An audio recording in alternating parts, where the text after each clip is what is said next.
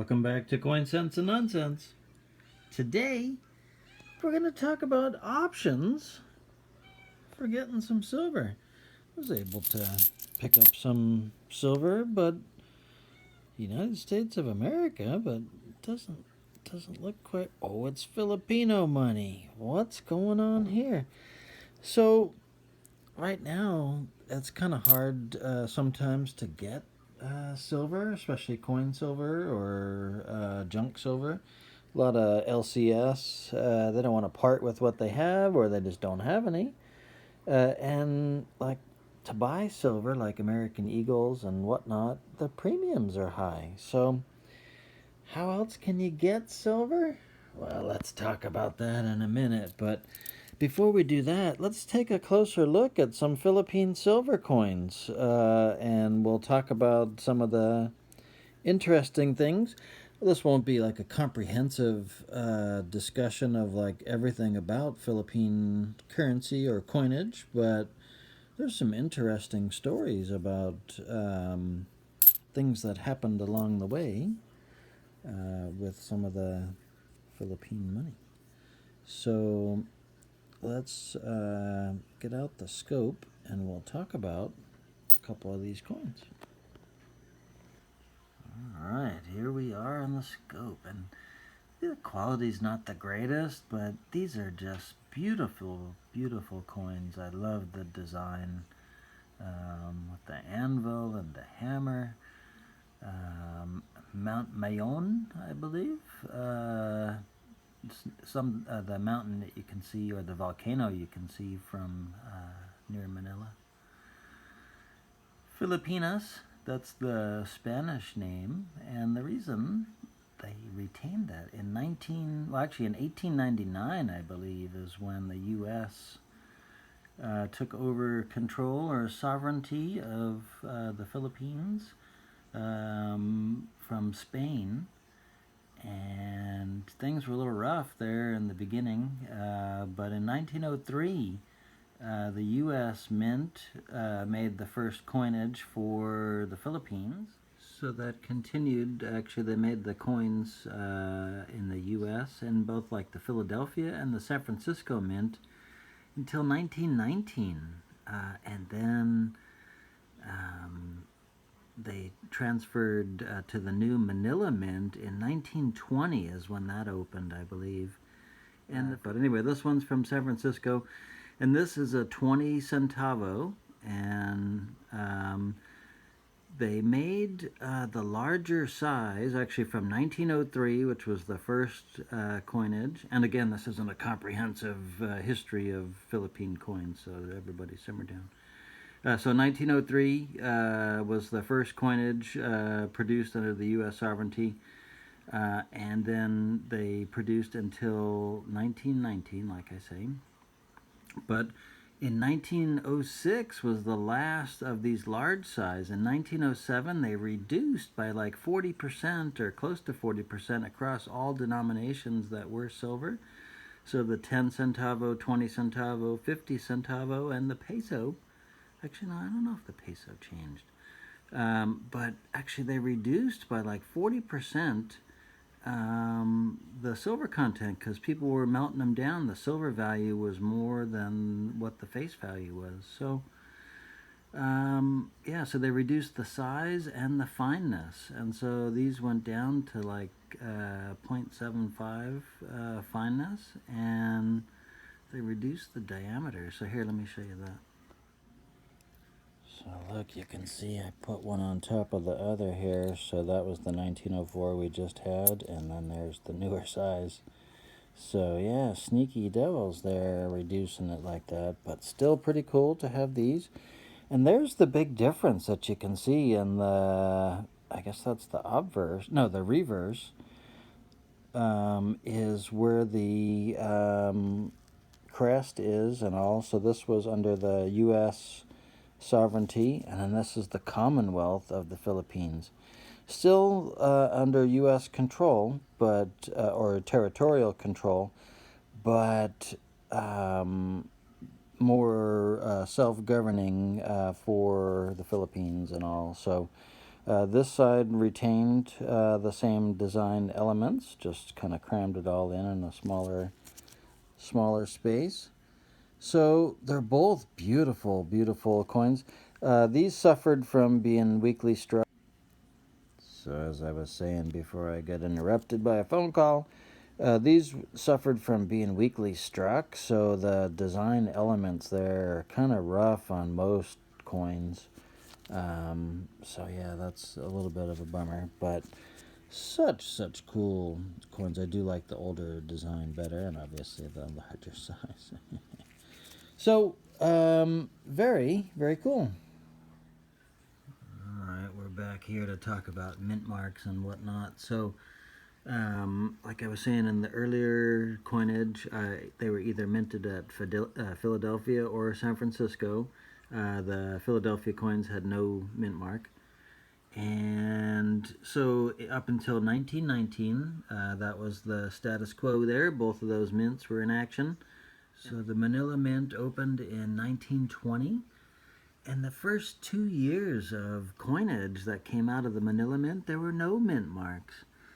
And so I guess there was a local numismatist, and he made the push to have an M mint mark kind of put on those coins. So starting in 1925, for all coins, the M went into action, but didn't make an appearance on the 20 centavo until 1928.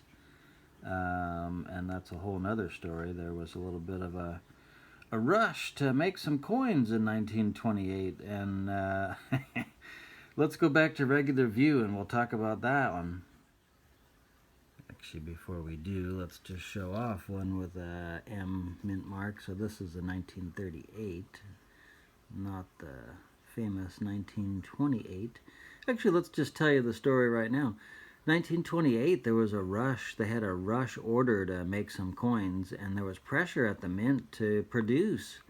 But the problem is they didn't make a die for the 1928 20 centavo in Philadelphia.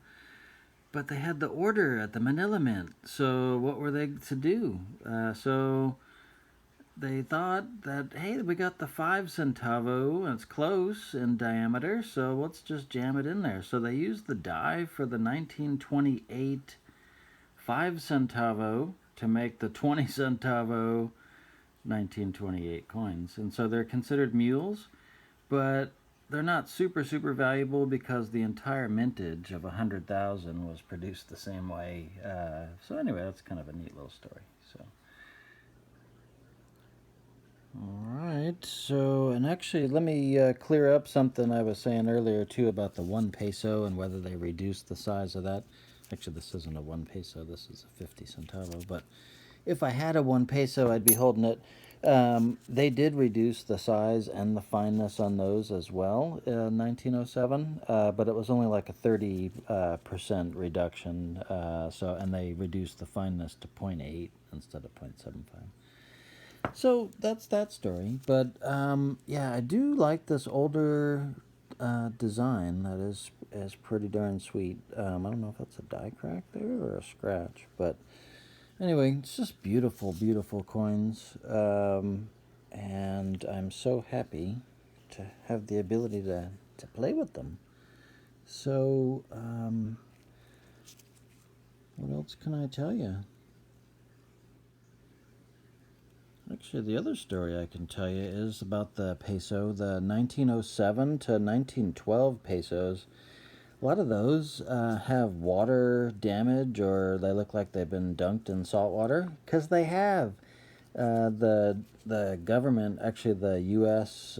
Military, dumped crates of coins into the ocean or into the sea to prevent Japan from taking them and melting them or taking them away off the island. So, and that's why there was all the rush to make coins in Philadelphia, in Denver and San Francisco in 1944 and 1945. And some of those coins actually had errors. So there was a D over S and a D over D. Let's talk about that.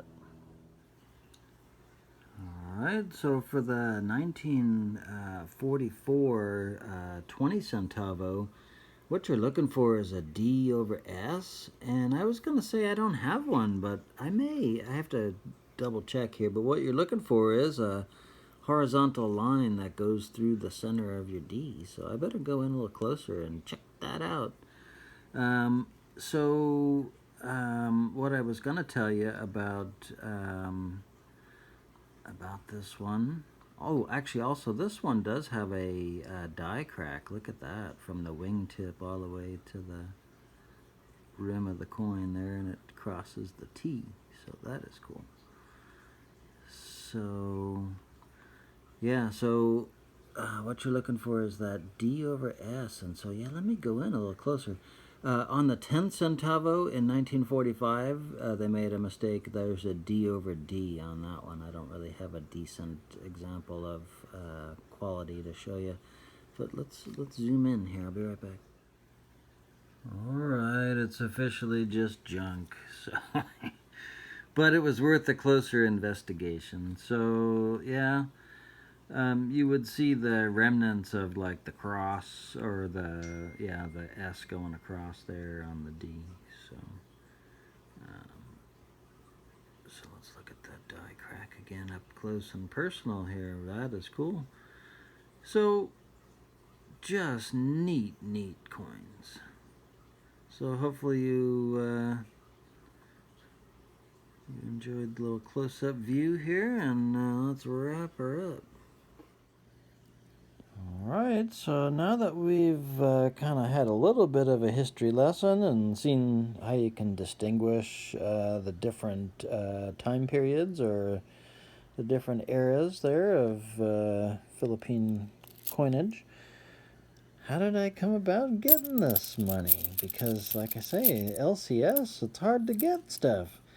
Well, the person that was offering these up drove a hard bargain. But I think I got the better end of the deal.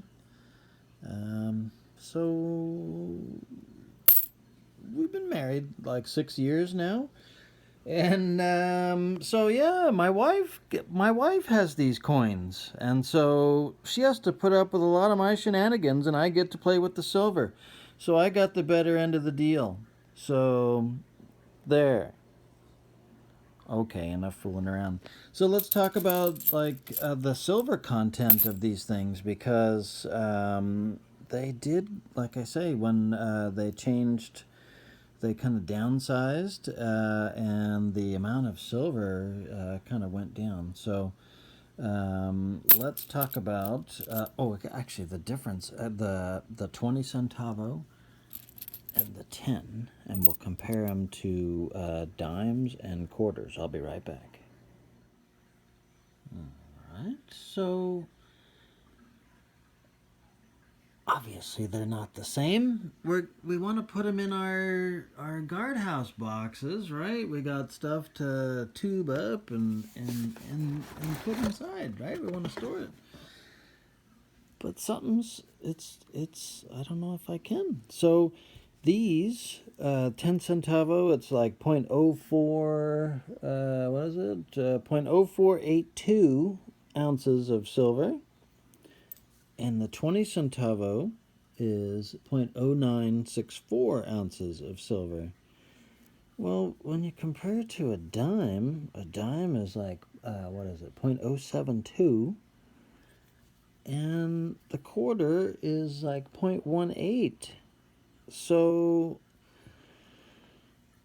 it's almost 2 of these equals a quarter, and not quite, well, a little, 2 of these is a little bit more than 1 dime is what I'm trying to say. So we got a problem. They're not gonna, I don't want to put them in there because so I think they have to go in their own place, or I guess they just stay in their own tube and they can be separate, but I don't know. So that's a problem. I think 6 years, it might be time to talk about a divorce. No, anyway, just kidding. So I wanted full silver content, and these are like 0.75. What the heck? So Anyway, just kidding, dear. So thanks so much for watching Coin Sense and Nonsense, and I may not be back for a while. Oh no, just kidding. Until next time, bye. Bye.